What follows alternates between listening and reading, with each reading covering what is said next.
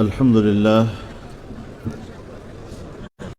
رضيت لكم الإسلام دينا صدق الله العظيم.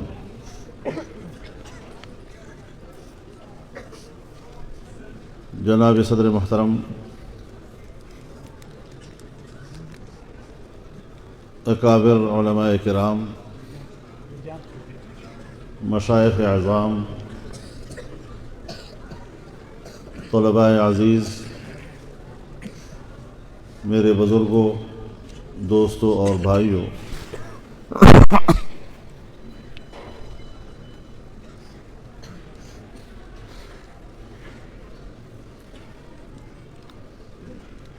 اللہ تعالیٰ نے توفیق عطا کی اور آج کے اس روحانی مرکز میں اور روحانی طور پر خوشگوار اور خوشبودار ماحول میں آپ کے درمیان کچھ وقت بیٹھنے کا شرف حاصل ہوا۔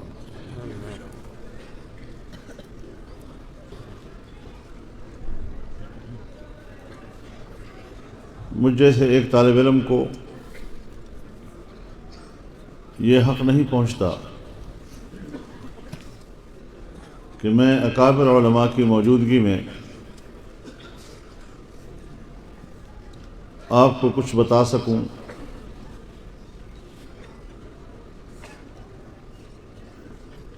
لیکن ہمارے اجتماعات کی روایات ہیں کہ جب کہا جائے کہ آپ نے بولنا ہے تو پھر بولنا بھی پڑتا ہے۔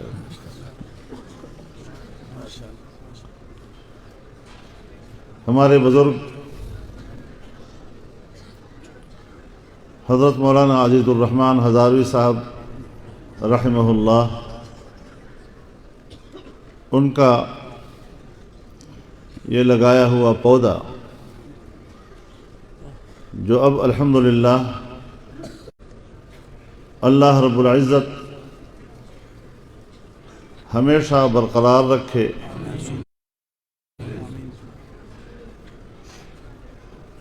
اور اللہ کرے کہ ہم اس پھلدار میوے سے ہمیشہ کچھ حاصل کرتے رہیں۔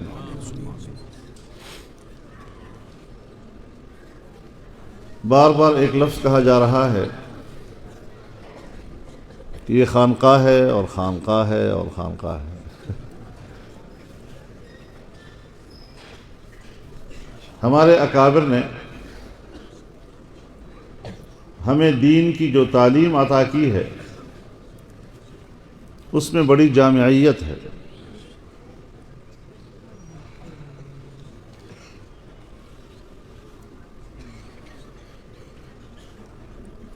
شریعت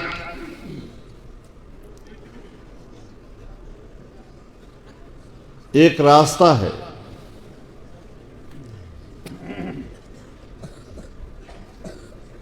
جسے ہمارے اکابر نے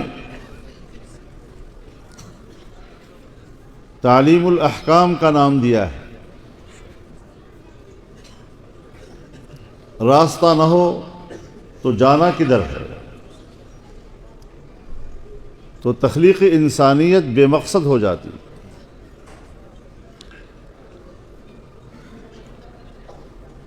ایک دوسری اصطلاح جو ہمارے ہی ماحول میں استعمال ہوتی ہے وہ طریقت کی ہے، جس کو ہمارے بزرگ تہذیب الاخلاق سے تعبیر کرتے ہیں۔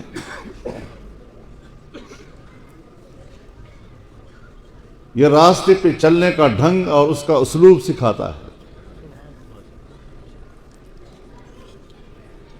راستہ تو ہے لیکن آپ کو اس کے چلنے کے نہ آداب معلوم ہیں، نہ اس پر چلنے کا کوئی طریقہ معلوم ہے۔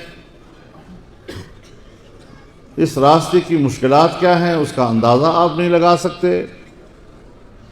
منزل تک پہنچیں گے کیسی اس کے بارے میں آپ کو کچھ بھی معلومات راستے کی نہیں ہے، تو اس اسلوب کو سمجھنا، اس کو ہم طریقت کہتے ہیں۔ لیکن جب آپ ایک راستے کے مسافر بنتے ہیں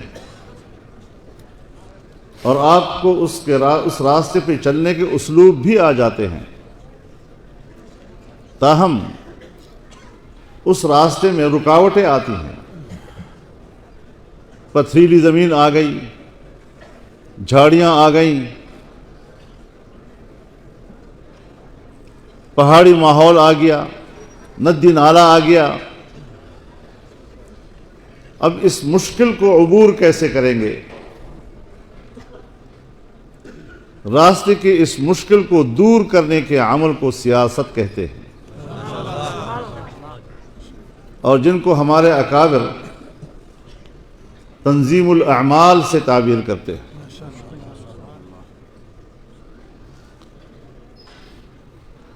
اور ظاہر ہے جب کوئی پتھریلی زمین، کوئی جھاڑیاں اس قسم کے راستے میں آتی ہیں تو دور کرنے کے لیے اسی کی مناسبت سے اوزار بھی اٹھانے پڑتے ہیں، اور پھر جب آپ ان اوزار کو استعمال کرتے ہیں تو اس سے کچھ شور کی آواز بھی اٹھتی ہے، تو سیاست کے راستے میں کچھ شور شرابہ ہوتا رہتا ہے، یہ اس کے لوازمات میں سے ہے۔ ہم جس ماحول میں بیٹھے ہیں، اس ماحول میں ہمیں یہی جامعیت ملتی ہے کہ یہاں شریعت بھی ہمیں ملتی ہے، یہاں طریقت بھی ملتی ہے، اور یہاں ہمیں سیاست بھی ملتی ہے۔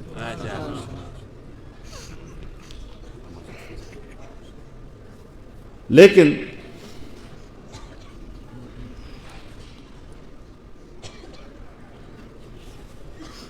اللہ رب العزت نے دین کو کامل اور مکمل کر کے انسانیت کے حوالے کیا ہے۔ اب جب دین مکمل ہو گیا تو پھر کسی اور نئے دین کی ضرورت نہیں رہی، اور جب دین مکمل ہو گیا تو اب کسی نئے پیغمبر کی بھی ضرورت نہیں رہی، اور جب دین مکمل ہو گیا تو اب کسی نئی وحی کی بھی ضرورت نہیں رہی۔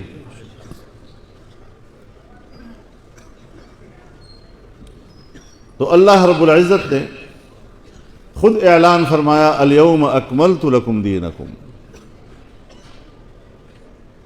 آج میں نے تمہارا دین تمہارے لیے مکمل کر دیا ہے۔ تو ایک چیز ہمارے سمجھ میں آ گئی جس کو کہتے ہیں اکمال دین، اور ظاہر ہے کہ اکمال دین چاہے کتاب اللہ کی صورت میں ہو، چاہے احادیث صحیحہ کی صورت میں ہو، وحی مطلوع کی صورت میں ہو یا وحی غیر مطلوع کی صورت میں ہو، وحی جلی کی صورت میں ہو یا وحی خفی کی صورت میں ہو،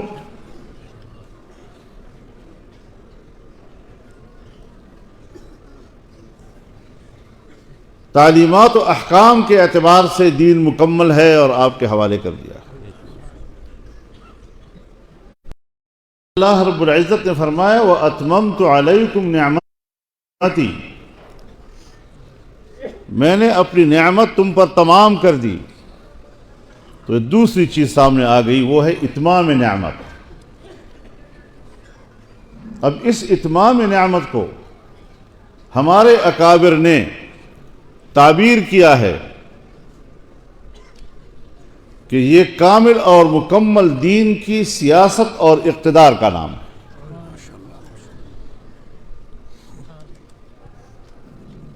کوئی شے جب ذکر ہوتی ہے مطلق تو خارج میں فرد کامل مراد ہوتا ہے نا۔ تو اتمام نعمت سے اس دین کا اقتدار مقصود ہے۔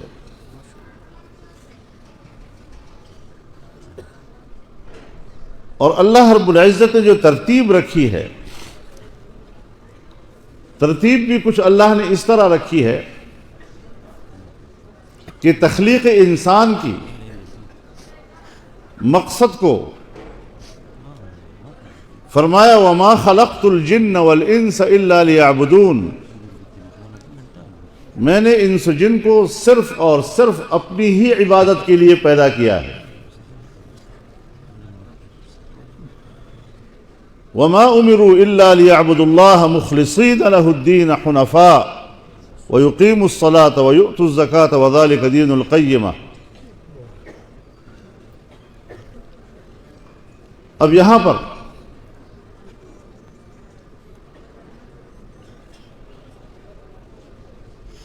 انسان کے اندر خلقتاً عبدیت ودیعت کی گئی ہے۔ انسان کو اللہ کا بندہ بننا ہے، اس کا تعلق فرد سے ہے،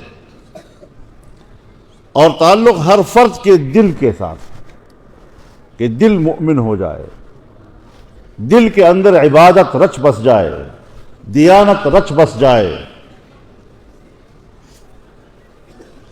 اب جب آپ حجرے میں بیٹھتے ہیں تو اس کا معنی یہ ہوتا ہے کہ عبادت اور دیانت کے لیے پرسکون ماحول چاہیے، جو کسی قسم کے شور شرابے، جھگڑے، افراتفری، اضطراب، اس سے بالکل یکسو ہو کر اب یہ عبادت آپ کو ایک تربیت دے رہی ہے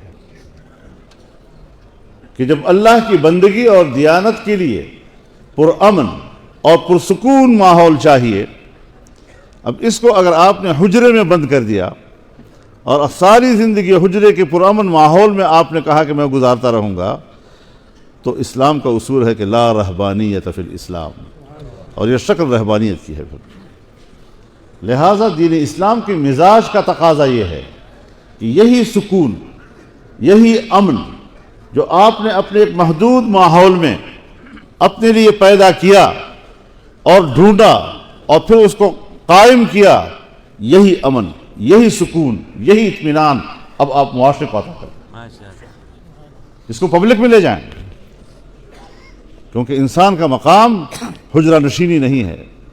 شرف انسانیت اللہ نے بیان کیا ہے، وَلَقَدْ كَرَّمْنَا بَنِي آدَمَ وَحَمَلْنَاهُمْ فِي الْبَرِّ وَالْبَحْرِ وَرَزَقْنَاهُمْ مِنَ الطَّيِّبَاتِ وَفَضَّلْنَاهُمْ عَلَى كَثِيرٍ مِّمَّنْ خَلَقْنَا تَفْضِيلًا۔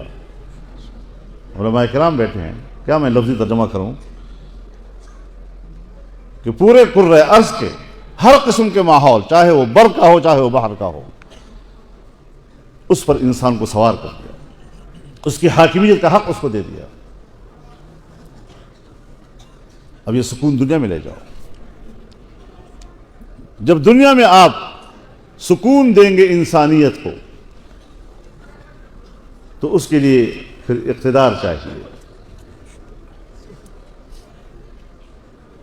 اور اقتدار معروف اور نہی عن المنکر کے لیے ضرور کے پاس وعظ کا لفظ بھی ہے، اللہ کے پاس نصیحت کا لفظ بھی ہے، اللہ کے پاس تذکیر کا لفظ بھی ہے، اللہ کے پاس دعوت کا لفظ بھی ہے، لیکن جہاں پر آپ امر کا لفظ استعمال کرتے ہیں اور جہاں پر آپ نہی کا لفظ استعمال کرتے ہیں، تو پھر امر اور نہی ان سے ذرا مختلف ایک چیز ہے کہ جس کے پیچھے لجاجت، درخواست، مہربانی، اللہ کی راستے کی طرف آ جاؤ، مسجد کی طرف آ جاؤ، نماز پڑھ لو، نہیں، اس کے پیچھے پھر قوت کا فرما۔ امر کا تقاضا یہ ہے اور نہی کا تقاضا یہ ہے۔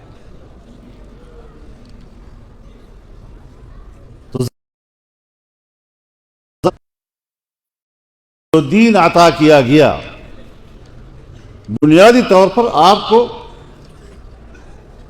دین ابراہیمی کی پیروی کا حکم دیا گیا، ان اتبع ملت ابراہیم حنیفا، اور ابراہیمی کو سمجھنا ہے اور جناب رسول اللہ صلی اللہ علیہ وسلم قل یا ایھا الناس انی رسول اللہ الیکم جمیعا، تمام انسانیت کی طرف آپ بھیجے ہیں، اب یہ خاص قبیلے یا خاص زمانے تک محدود نہیں ہے۔ قیامت تک کے لیے اور تمام انسان،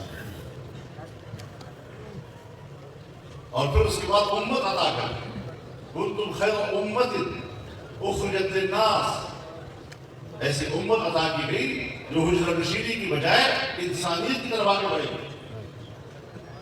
اور انسانیت پر آپ کی امت ایسی طاقت حاصل کرے گی کہ جس کے پاس یہ طاقت آئے گی کہ تأمرون بالمعروف وتنهون عن المنکر وَلْتَكُن مِّنكُمْ أُمَّةٌ يَدْعُونَ إِلَى الْخَيْرِ وَيَأْمُرُونَ بِالْمَعْرُوفِ وَيَنْهَوْنَ عَنِ الْمُنكَرِ۔ تو دعوت اور امر نہی، اس میں عطف ہے، اور عطف دلالت کرتا ہے مغایرہ۔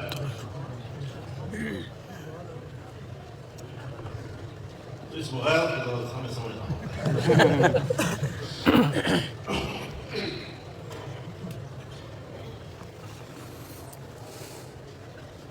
اب ظاہر ہے جس ماحول میں بیٹھنا ہے میری بات ہو جاتی ہے کہ ہم تو دعوت کو کہتے ہیں امر بالمعروف اور نہی عن المنکر، اس کا ابتدا سے کیا تعلق ہے؟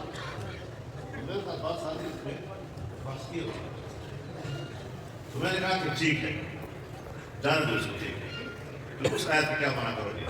والذین ان مکناہم فی الارض اقاموا الصلاۃ وآتوا الزکاۃ وامروا بالمعروف ونہوا عن المنکر۔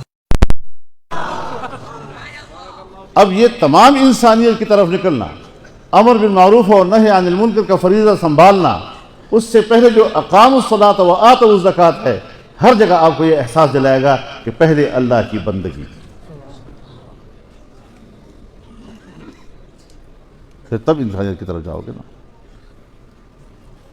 تو تخلیق انسان عبدیت کے لیے، اب جو بندہ بن گیا اس کے بعد لفظ خلق استعمال نہیں ہوگا، لفظ جعل استعمال ہوگا، انی جاعلک للناس اماما اور انی جاعل فی الارض خلیفہ، پھر اس مفہوم کی طرف ہم جائیں گے۔ تو جو بندہ ہوگا، اور جہاں پر عبدیت تشریعی ہے، تکوینی نہیں ہے، عبدیت تشریعی اور تکوینی میں فرق یہ ہے کہ عبدیت تشریعی انسان کے ارادے و اختیار کو تفویض کیا گیا ہے، اپنے ارادے و اختیار کے ساتھ، انا ہدیناہ السبیل اما شاکرا و اما کفورا قل الحق من ربکم فمن شاء فلیؤمن ومن شاء فلیکفر۔ اگر تکوینی ہوتا تو اللہ کے لیے کیا مشکل ہے، لو شاء اللہ لہدی الناس جميعا۔ تو یہاں عبدیت تشریعی ہے، لہذا جس نے ایمان لے آیا وہ ایک طائفہ ہو گیا، جس نے کفر کیا وہ دوسرا طائفہ ہو گیا۔ قل یا ایھا الکافرون لا اعبد ما تعبدون ولا انتم عابدون ما اعبد ولا انا عابد ما عبدتم ولا انتم عابدون ما اعبد لکم دینکم ولی دین۔ دو طائفوں میں تقسیم ہو گئے،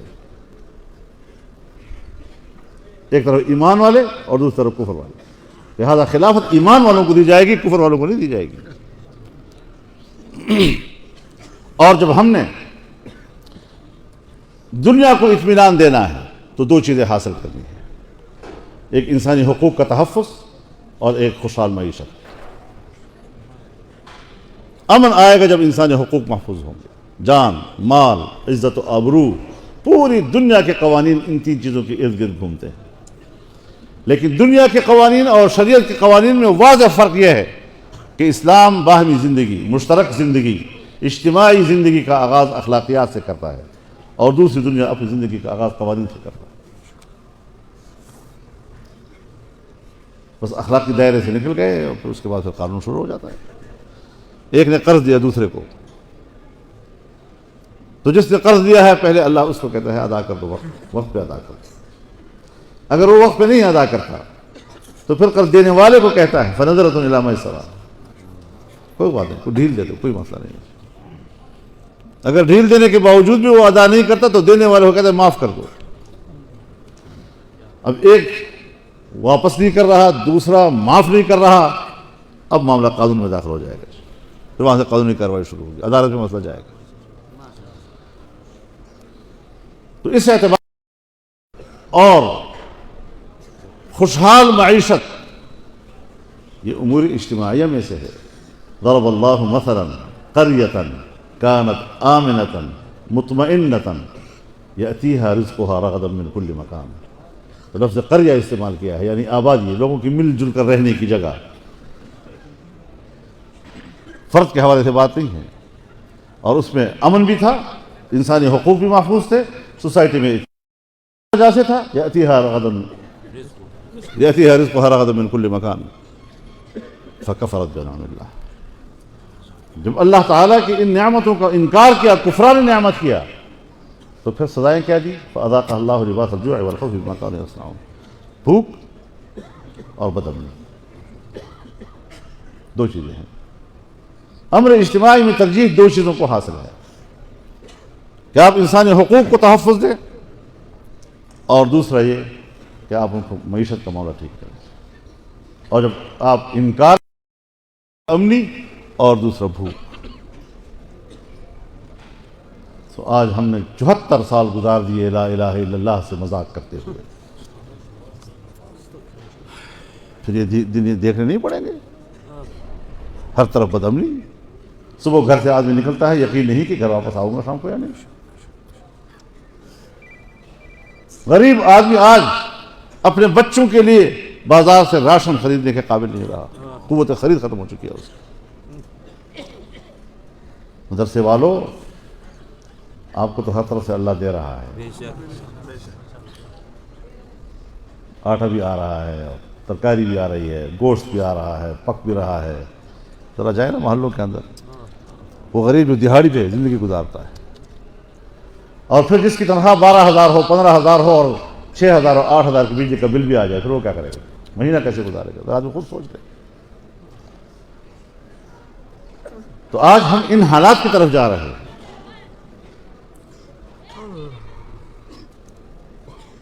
تو پہلی چیز ہے کہ آپ کے اپنی ذات کے اندر عبدیت و دیانت موجود ہو.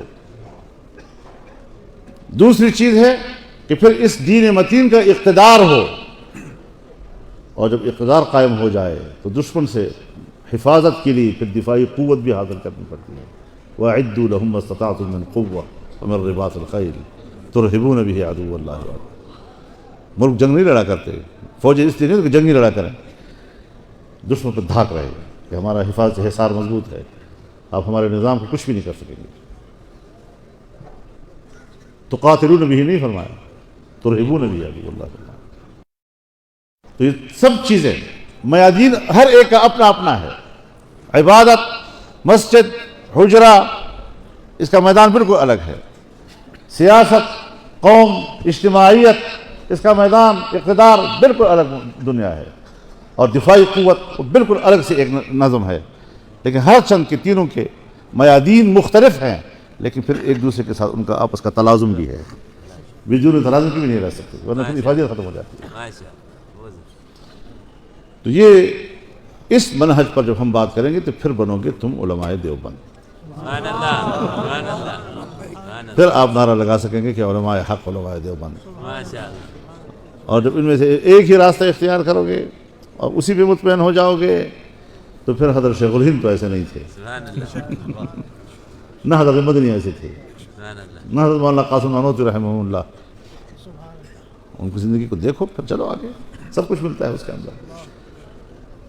تصوف کا میدان بھی ملتا ہے، دعوت کا میدان بھی ملتا ہے، نصیحت کا میدان بھی ملتا ہے، تذکیر کا میدان بھی ملتا ہے، امر کا میدان بھی ملتا ہے، سیاست و اقتدار کا میدان بھی ملتا ہے. اور ہر چیز کے لیے جدوجہد کی ضرورت ہے. یہ جو آپ نے لفظ مجاہدہ اور لفظ ریاضت تخلیق کیے ہوئے ہیں، یہ صرف خانقاہ کے لیے الاٹ ہے. یہاں پر بھی آپ نے ایک محنت کرنی ہوتی ہے کہ سینے کے اندر کی جو مادی کثافتیں ہیں، ان مادی کثافتوں کو آپ نے روحانی لطائف سے تبدیل کرنا ہے.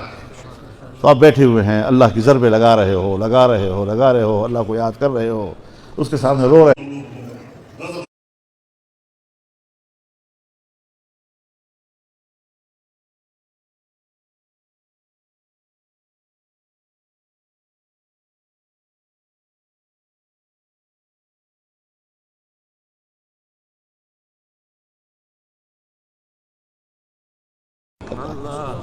اور جس سے میری نشوما ہوا کرتی ہے. تو یہ اکتساب فیض ان تینوں سے آپ تب ہی حاصل کریں گے جب ان کے ساتھ آپ کا علاقہ ادب کا ہو. گستاخی نہ کریں، کتاب کو دائیں ہاتھ سے پکڑیں، کتاب کو سرانہ نہ بنایا کرو، اور جب نقل مارتے ہو تو وہی کتاب غسل خانے میں لے جاتے ہو. نیک وقت ہو.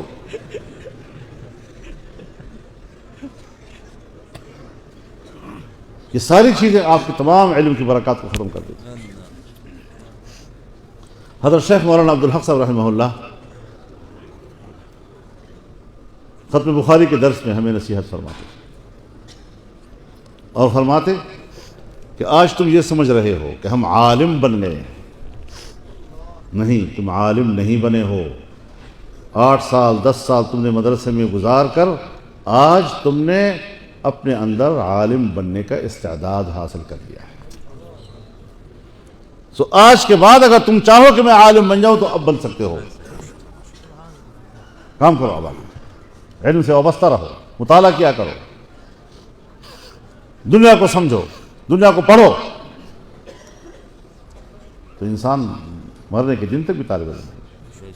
اگر عالم بننا ہے تو آگے کام کرو. اس سے تو یہ چند گزارشات میں نے آپ کی خدمت میں عرض کر دی. میں ایسے ماحول میں جب آتا ہوں تو مجھے بڑا رشک آتا ہے کہ مدرسے کا طالب علم، مسجد کا امام، اور کہاں چلا گیا ہوں. تو کبھی کبھی اس ماحول میں آ کر آپ حضرات کے ساتھ کچھ طالب علمانہ باتیں کرنے کا موقع مل جاتا ہے. اللہ تعالیٰ ہمیں سمجھنے اور اس پر عمل کرنے کی توفیق عطا فرمائے. وآخر دعوانا ان الحمد للہ.